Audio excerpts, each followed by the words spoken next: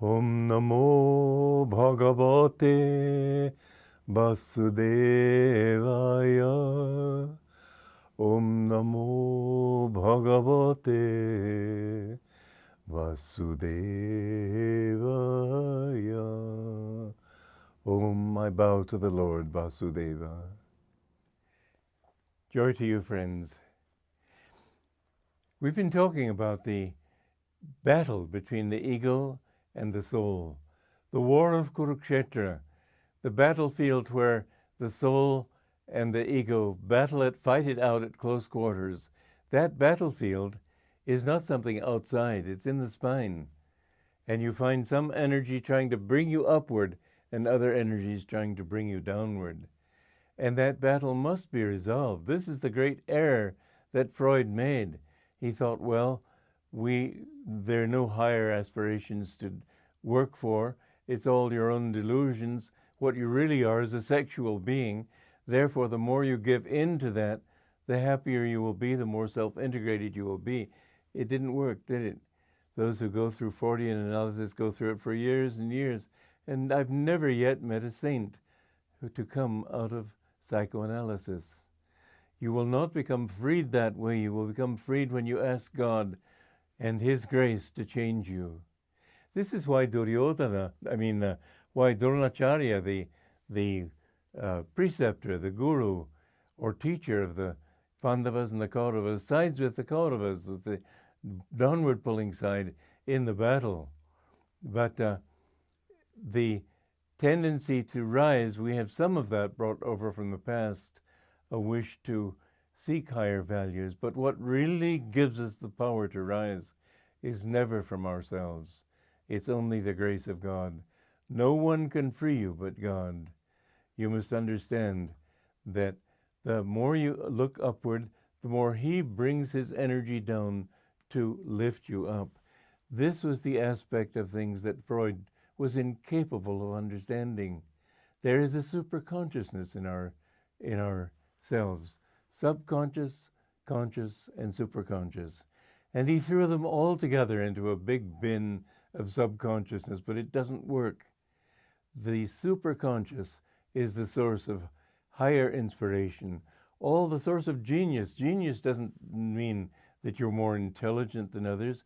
People speak of people as having a genius IQ.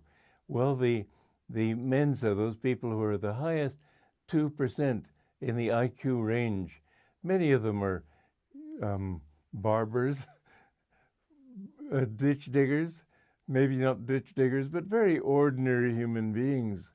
It takes much more than an ability to be clever. Genius means to be inspired. In fact, the word genie comes from that thought too, from that same etymological base. When you feel inspired by God, then you can do works of genius. You can't produce them out of your own little brain. Well, the battle there is drawn, and the two forces are against one another. And those avatars who come down to help people, they usually get persecuted in one way or another. But Jesus said it this way too, that all those who seek God, all those who renounce father and mother and brother and sister and family and everything for my sake and the gospel's, receive 100-fold, because your satisfaction is much greater than that of most people. But he said, and persecution. And the truth is that if you find these things, you will be persecuted. You have to fight. You cannot just say, somebody the other day was weeping to me, saying, all I want is peace. Why do I have to have people persecuting me and trying to pull me down to their level and so on? Well, poor girl, she just have to learn that this life is a battle. And if you want peace, you will usually give up the battle. You've got to realize that to be a true devotee of God means to be a warrior, to war against your own lower nature, to war against any influence that would pull you in another direction than that. And so it is that people, there's a beautiful passage in Autobiography of a Yogi. Beautiful may not be the right word, but somebody who He says reason had forsaken him in an argument, and he was confronted with spiritual truths. Reason had forsaken him, but he could still shout. And so it is that people, when they can't any longer find good reasons to support their delusion, they will shout. They will even try to kill you or persecute you. You just have to accept that this is a part of the game. If you want to help people, some people will be very grateful. Other people will pull you down. I'm aware that that will happen to me, has happened to me, is going to continue to happen to me. Fortunately, it doesn't matter. If you want to kill me, that's fine by me, because I know that the only thing that is life anyway is God's joy. Without that, Jesus said, let the dead bury their dead. And this world, if you look at people a little closely, I was looking at a novel that I happened to find on my shelf, and I threw it away. But it was full of dead people. I don't mean they were literally corpses. I mean that their values were dead. Their interests in life were dead. Their understanding of people and things was dead. They had no life in them.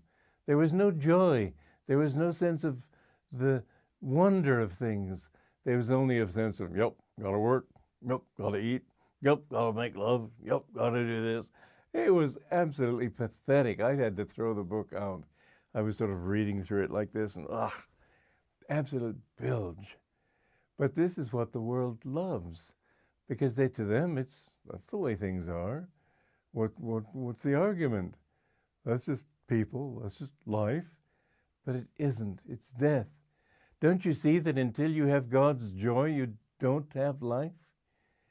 Jesus said, I came that you might have life and have it more abundantly. And if I quote Jesus so much, it's because I grew up with his teaching, and therefore I know it better than other teachings.